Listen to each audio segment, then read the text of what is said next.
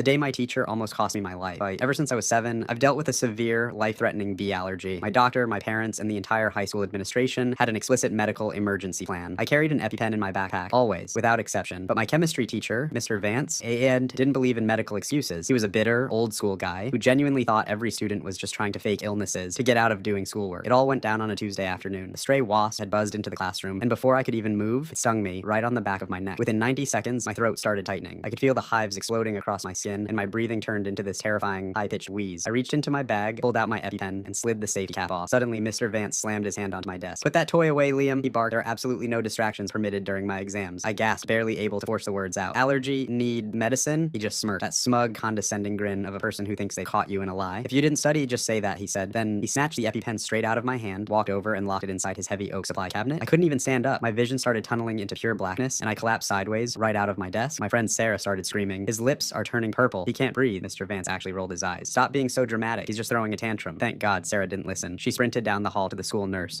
who arrived with a security guard just as I lost consciousness. The guard had to literally use a crowbar to pry Mr. Vance's cabinet open because Vance was still refusing to hand over the key. I woke up 24 hours later in the intensive care unit, hooked up to a machine.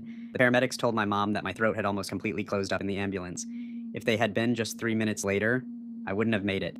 My parents went full nuclear.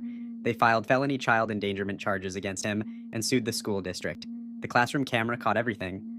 The sting, my visible distress, and Mr. Vance locking my life-saving medicine away while I literally suffocated on the floor. He was fired immediately, lost his teaching credentials permanently, and is now serving time. I survived, but I will never ever forget the absolute terror of looking up at an adult, begging for my life, and being called a liar.